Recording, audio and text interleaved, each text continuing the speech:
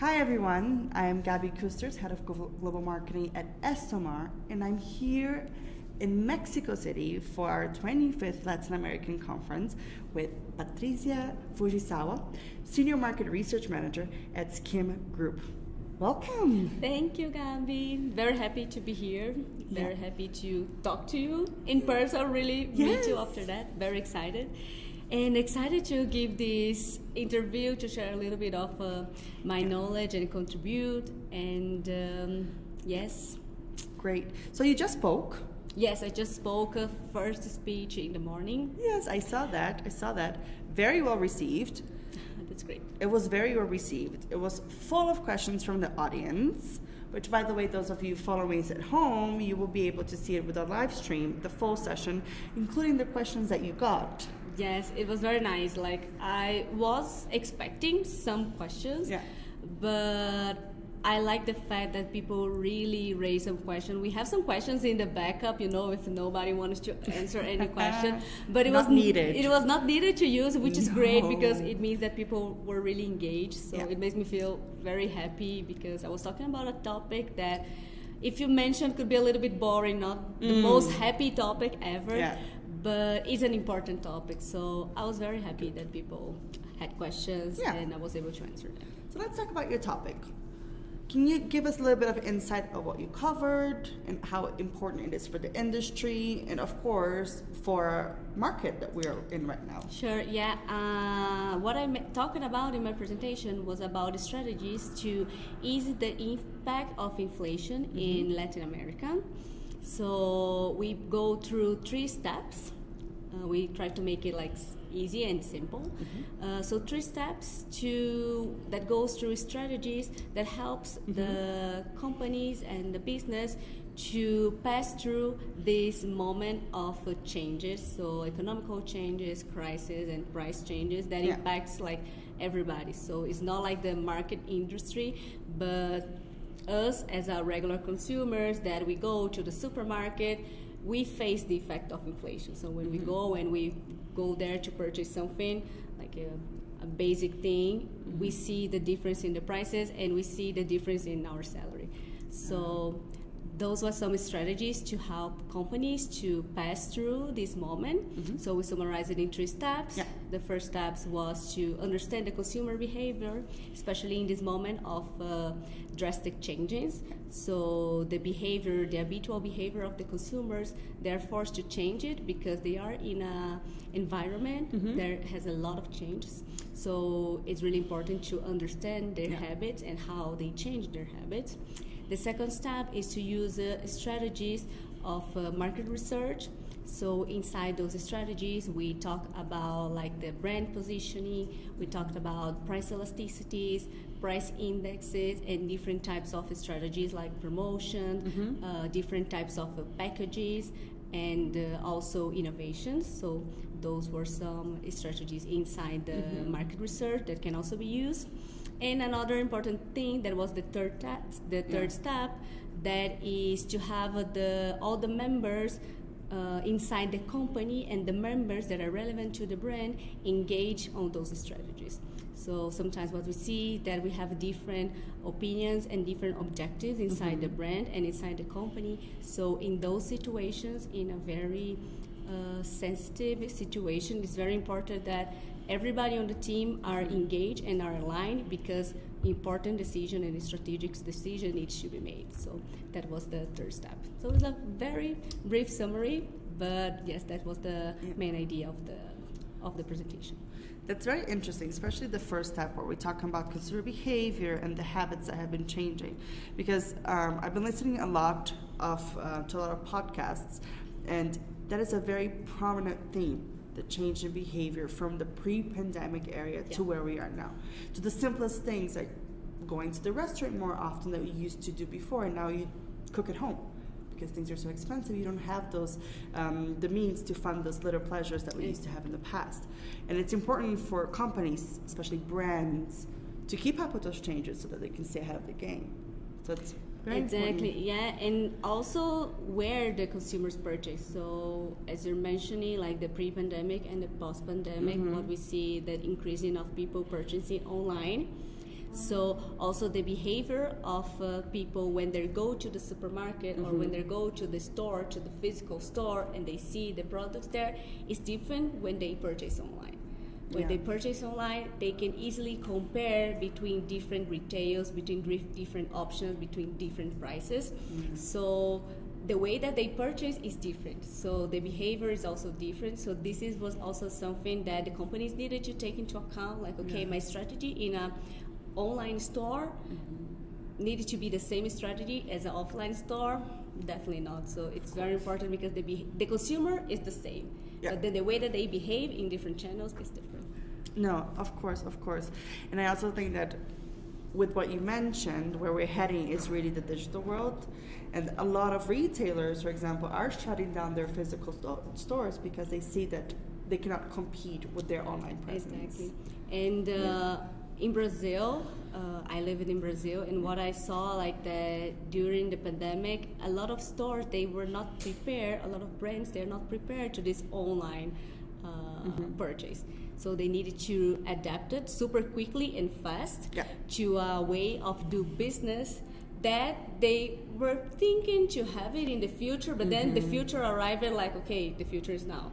Now you need to have an online store. So then after all of that, trying to setting up, now the companies are really thinking like, hey, this is a model of business that will continue, and they are paying more attention in those type of things. And now we have different channels, online, offline, different ways to purchase, like omni-channel, and inflation on top of it. What we're gonna do, how we're gonna behave. It's very difficult, but it's possible to think and create like a plan, a robust plan with right data, with important people and discussions that will really help like them to really navigate in this. Very interesting. In step 2, you talk about elasticity. Yeah. And that is not a term that a lot of people understand. Talk to us about what it means to implement that within your strategy. Yeah. The elasticities, what we're talking like price elasticities, is really like how much a product can support of a price increase without losing their consumers. So for example, I have this mug here, and this mug cost 10 reais, $10. Or euros. 100 pesos Yes. or euros. Then if we change the price of this mug for $15 or 15 reais, would I still be able to pay? And I say, yes, I'll still be able to pay. So then I see that from 10 to 15, this product is not very elastic because people are still willing to purchase this product for a little bit more expensive price. Now, if this mug prices now is like 25, we'll still be able to pay. They was like, yeah, no, I don't think so. I think it's too expensive. I will go to the other mug that is 20 reais, but I'm still gonna buy. So then we see that at 25, this product is more sensitive to prices, and people are switching. So that's the concept of price elasticity. So we see if a product is more elastic, how we say, it means that any price change in this product might cause a loss in this product share. So in the willingness of people to purchase this product. And if a product is less elastic, then I can increase, or companies can increase price because this product can support a little bit more of a price increase. Yeah, that's super interesting. And also that brings me to my all favorite comment, that marketing and research are always together. Because when you talk about elasticity and whether you can shift the pricing or not, that's also attributed to the value that the consumers hold with that product. Exactly, and then people are more willing to pay to a specific benefit. Of course. So then they say, okay, this product offers me a benefit that I'm searching for, and even though it's more expensive than this other product that, I don't know, it seems that it's the same, but don't have this specific benefit, I'm not gonna buy this product even though it's cheaper because I'm searching for this specific. So it's indeed, and it's also like how the brand is perceived. So okay, I have this product, they offer the same thing, but then I have a brand that is well known, that I saw an advertising, that I see an influencer using, or I don't know, I see like in a lot of places. So people are also willing to pay because the brand has a value that they recognize. So there's a lot of things that influence in the purchase decision, not only pricing, but as you mentioned, like benefits, the brand value. So it's a complex world. It is a complex, but yet very interesting world. Yes, it's indeed. Very, very interesting. But let's talk about data, which is everyone's talking about data within this past 2 days. Whether do we have too much data? Are we doing enough with the data that we have? But I want to touch base on historical data versus predictive data, because it's also a topic that's been discussed here today. What are your views? What do you see based on those? I think both data, they are important, and the historical data give us an idea of what happened in the past. So what are the products that people purchase, at the prices, how much products, so it gives an idea what happened in the past and how people purchase in the past. And the predictive data, it tells about how people will behave or are willing to behave in a scenario that we are putting them. So it could be a scenario that we have a different product, a scenario where the prices are different, a scenario that I'm testing a different type of promotion. So it's like an imaginary scenario, but that can happen in the future. So this is the predictive data.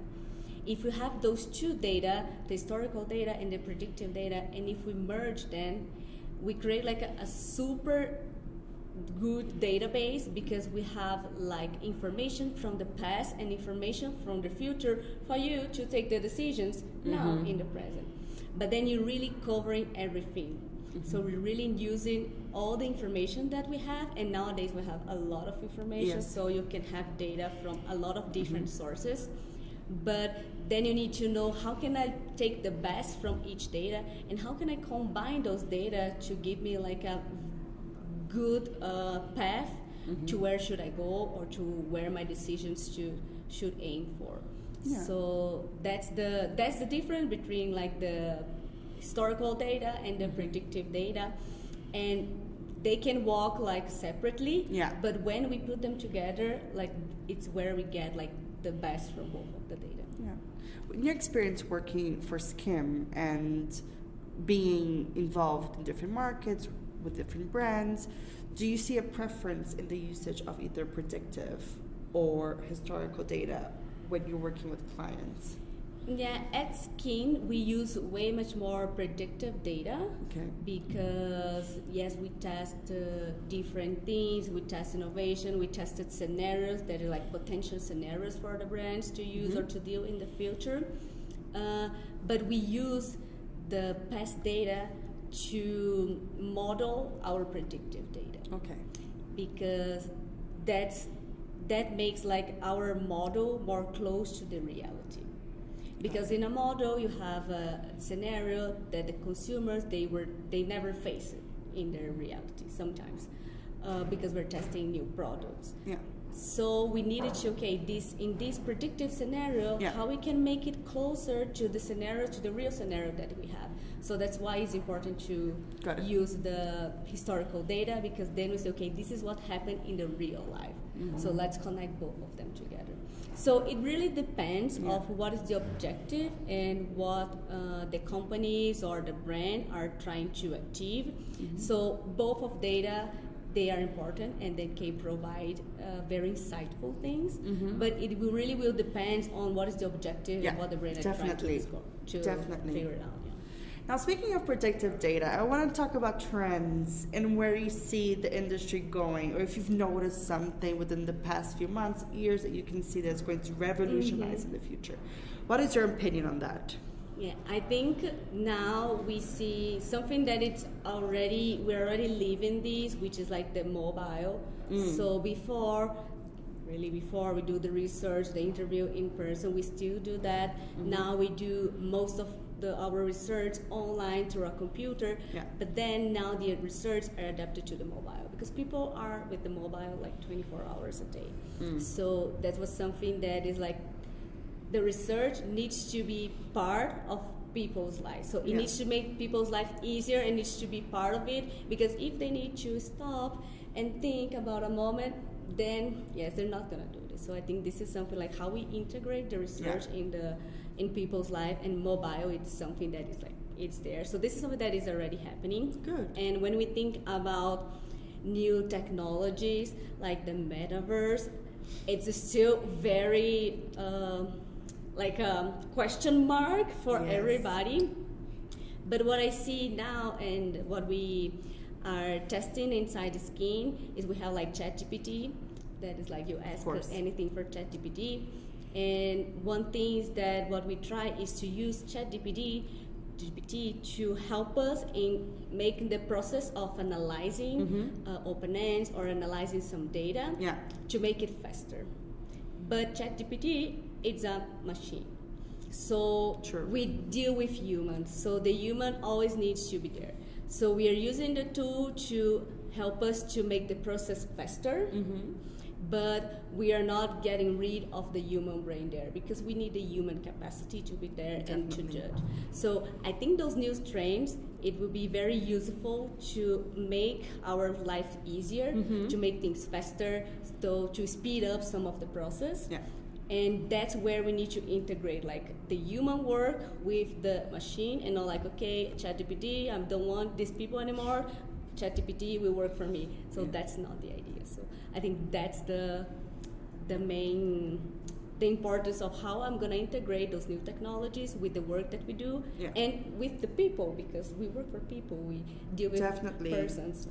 Yes, it's not just a machine. Exactly. I agree with that 100%. Patricia, thank you. Yeah, it was super nice. Yes, it's been a pleasure speaking to you. Patricia Fujisawa, Senior Market Research Manager for SKIM Group, here in Mexico with us. Thank you, Gabby. Yes, thank you. Okay. I can read them the same.